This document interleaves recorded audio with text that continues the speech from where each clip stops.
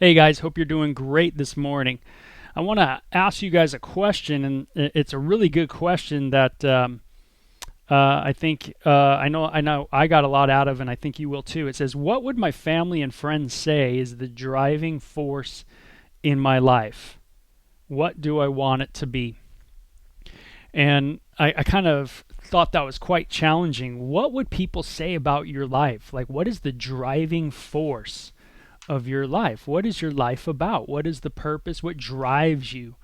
And in order to kind of answer that, you have to think a little bit of the opposite. What's it like when someone doesn't have something driving their life? What is the result of that kind of life? Can you imagine that if you didn't have anything driving your life? And I love what Thomas Carlyle wrote. He says, "The man without a purpose is like a ship without a rudder."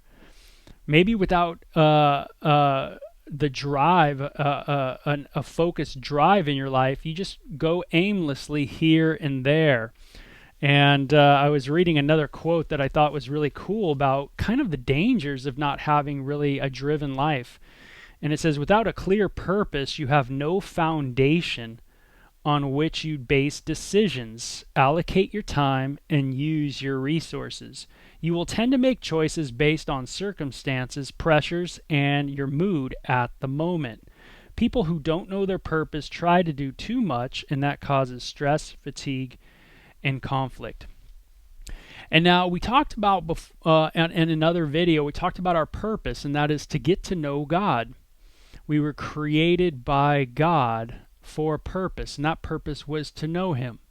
So Jesus says all the time, He says, "Come to me, all who are heavy laden, and I will give you rest." Meaning all who are burdened, all who are aimlessly just moving to and fro, making decisions based on your circumstances and things of that nature that cause all the fatigue and the stress in your life.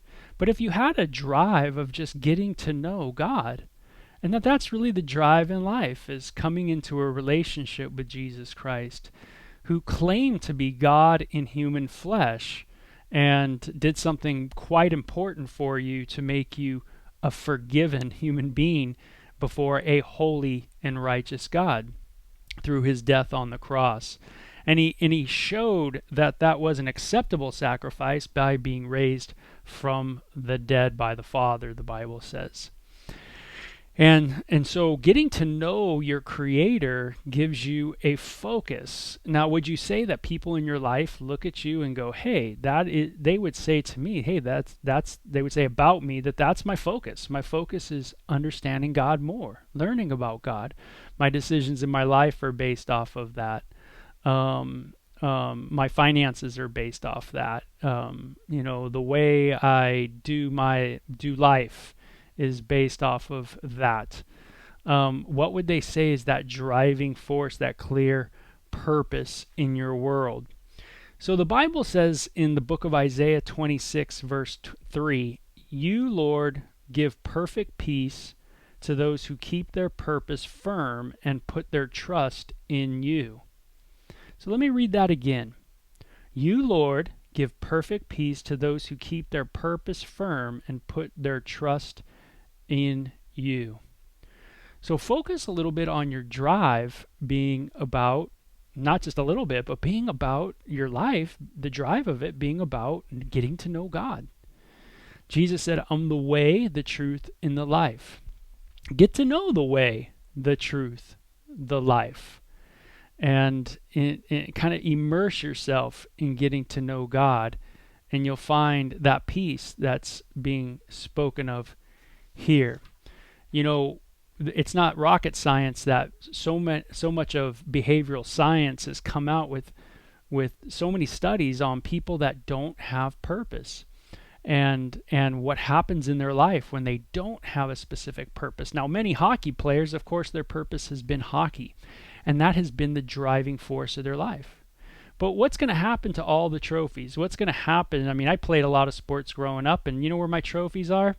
In the shed. My brother was even a much better athlete than me. And where are his trophies? In my shed. And when I pass away, they're probably going to be thrown away. And so, you know, you think if that's the driving force of my life, that might work for a time, but it's not going to work forever. There's got to be a greater drive. And what greater drive can there be than getting to know the creator of the universe, right? The God who's revealed himself and who loves you and gave his life for you. There's nothing greater than getting to know and striving to know God better and fuller. And so I leave you with that today. Is let's not run aimlessly, but let's run with let's go with that drive in our life, that focus, and that focus being God. So you guys have a great one and take care. Okay, bye bye.